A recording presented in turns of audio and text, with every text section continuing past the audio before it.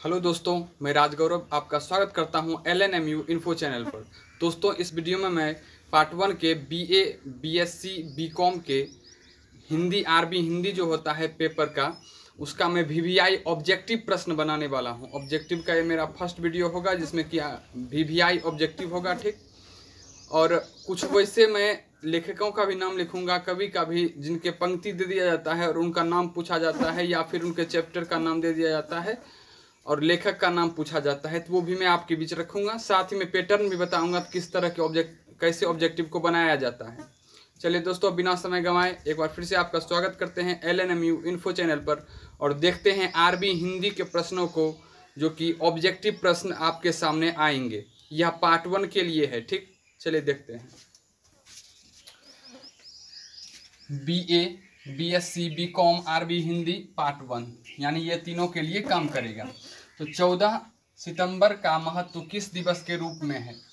14 सितंबर का महत्व किस दिवस के रूप में है?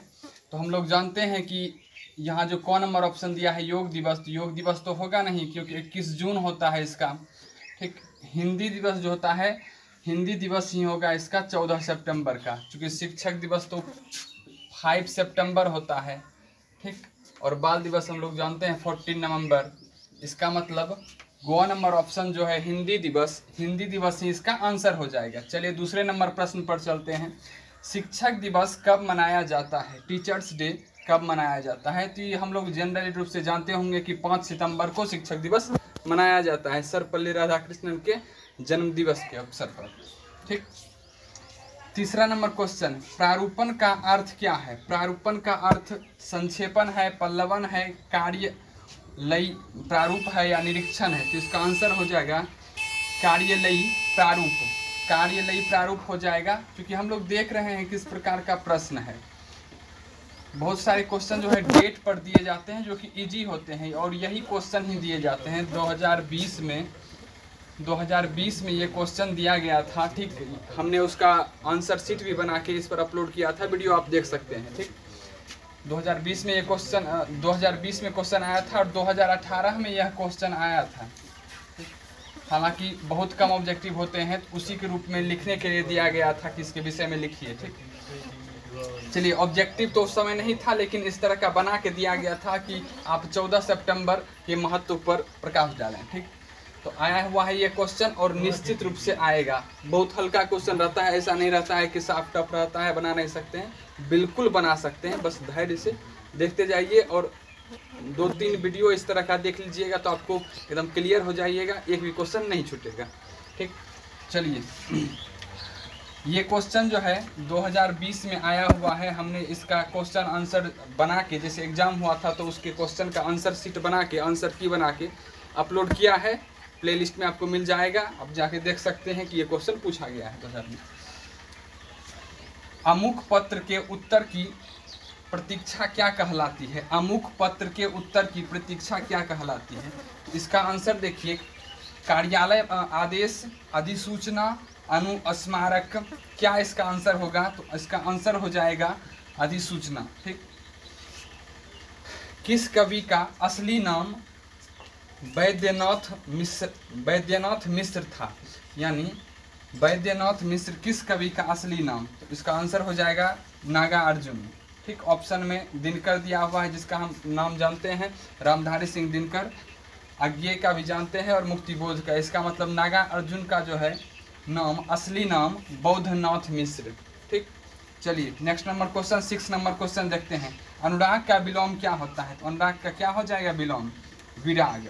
तो जैसा कि हम लोग देख रहे हैं कि बहुत हल्का प्रश्न है, ऐसा नहीं है कि कोई VVI भारी प्रश्न है। VVI तो है, VVI से भी ऊपर है, ठीक। क्योंकि यही प्रश्न जब देख रहे हैं कि पूछा गया है और रेगुलरली पूछा जा रहा है, तो आप इसको तैयार कर लीजिए।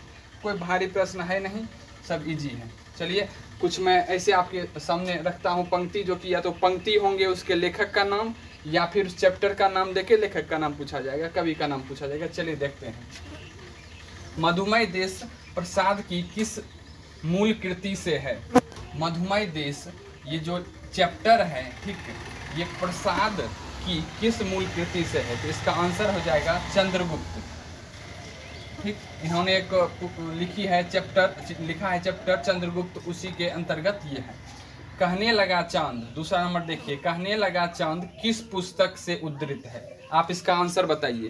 कहने लगा चांद किस पुस्तक से उद्धृत है? इसका आंसर हो जाएगा सामधेनी, ये चैप्टर का नाम है, इसी से उद्धृत है कहने लगा चांद। ये जो ऐसा क्वेश्चन आता है जिसमें कि लेखक या कवि का नाम पूछा जाता है, तो वैसे सिचुएशन में आप डिफिनिट हो जाइएगा कि 3 प्रश्न डिफिनिट रहता है, इसका किसने लिखा है। सीधा इसी तरह का कि आपको बताना है कि ये अनजान नदी नावें किस कविता से है, ऐसा पूछा जाएगा। तो कविता का हेडिंग आपको बताना है, नाम उसका क्या है, या फिर डायरेक्ट आपको दे दिया जाएगा कविता का हेडिंग, नाम उसका, और पूछा जाएगा कवि। ऐसा क्वेश्चन 3 क्वेश्चन फिक्स होता है और 3 क्वेश्चन रहता है जो कि आपको कविता का पहला पंक्ति दे दिया जाता है। ठीक, तो 6 क्वेश्चन, तो आप इसे देख लीजिए, आपके लिए बहुत VVI काम करेगा। और यदि आप जानते हैं तो साथ में कमेंट करने का भी कोशिश कीजिए। चलिए देखते हैं अगला क्वेश्चन। भीष्म का पश्चाताप किसकी रचना है? भीष्म का पश्चाताप दिनकर जी की रचना है। दिनकर जी, इनका पूरा नाम रामधारी सिंह दिनकर है।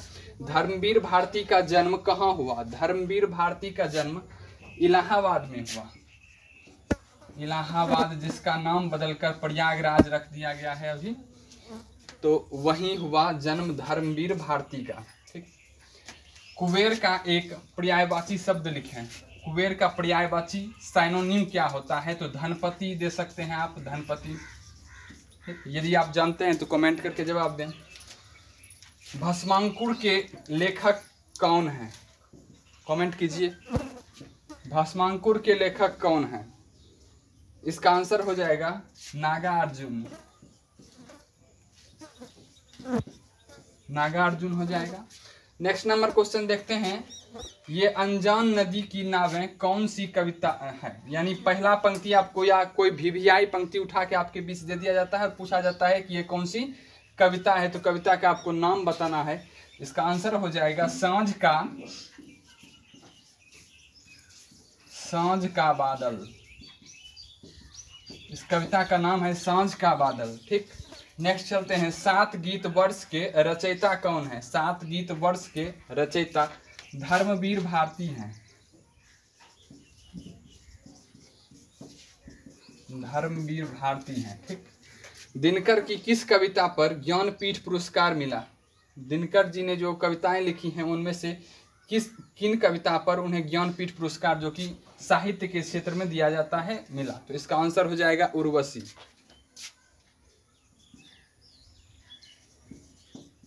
उर्वशी VVI क्वेश्चन है, निश्चित आएगा। 2020 में पूछा गया है क्वेश्चन है और इस बार भी आने का पूरा संभावना है। अंधा युग के रचयिता कौन है? इसका आंसर हो जाएगा धर्मवीर भारती। ठीक, जयशंकर प्रसाद किस वाद के कवि थे? आंसर हो जाएगा छायावाद। छायावाद। ठीक, दिनकर की जन्मभूमि कहाँ है? हम लोग बिहार से हैं, ललित नारायण मिथिला यूनिवर्सिटी से, तो कम से कम इतना जरूर जानते होंगे कि दिनकर की जन्मभूमि सिमरिया है, जो कि बिहार में बेगूसराय की तरफ है। ठीक, दिनकर की जन्मभूमि सिमरिया हो जाएगा, जो कि बिहार में स्थित है। कहने लगा चांद किसकी रचना है? कहने लगा चांद किसकी रचना है? ये भी रामधारी सिंह दिनकर की ही कृति है।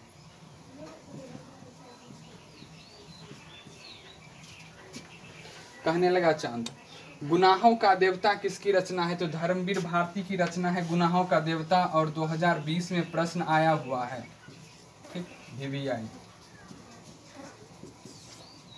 नेक्स्ट, किसी अनुच्छेद को संक्षिप्त करने को क्या कहा जाता है? किसी अनुच्छेद, जैसे कि पैराग्राफ दे देता है और कहा जाता है उसको छोटा रूप में लिखिए, तो उसे क्या कहेंगे? तो संक्षेपण। क्वेश्चन में हम लोग देखे होंगे लिखा होता है कि इसे संक्षेपण कीजिए। रजिस्टर शब्द का अनुवाद है पंजी। देखिए, कुछ ऐसे शब्द आपके बीच दिए जाते हैं आरबी हिंदी के एग्जाम में, जिसका आपको हिंदी में अनुवाद पूछा जाता है। 4 क्वेश्चन ऐसे होते हैं जिसका हिंदी में अनुवाद पूछा जाता है। ठीक, तो यहाँ रजिस्टर का अनुवाद हिंदी ये 2020 में पूछा गया है। 21 के लिए 10 मैंने ऐसे क्वेश्चन 10 मैंने ऐसे शब्द का सिलेक्शन किया है जिसका हिंदी क्या होता है वो पूछा जाएगा, वो मैं नेक्स्ट वीडियो में रखूँगा। लेकिन इसके लिए ज़रूरी है कि आप लाइक करें, लाइक बहुत कम करते हैं, हम लोग का मनोबल बढ़ेगा उससे, तो आप लाइक करते रहें। चलिए नेक्स्ट क्वेश्चन देखते हैं।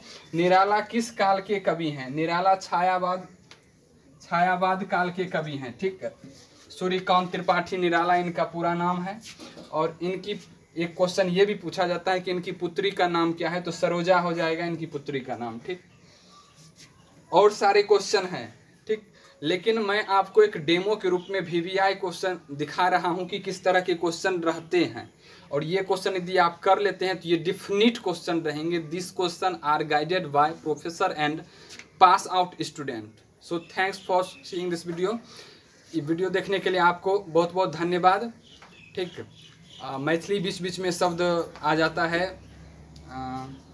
तो चलिए ठीक है, मिलते हैं नेक्स्ट वीडियो में। आप कमेंट करके बताइए कि कैसा आपको वीडियो लगा और नेक्स्ट किस चीज़ का वीडियो होना चाहिए। ये पहला मेरा ऑब्जेक्टिव का वीडियो है LNMU इन्फो चैनल पर। चैनल सब्सक्राइब कर दें, टेलीग्राम ग्रुप से जुड़ जाएं।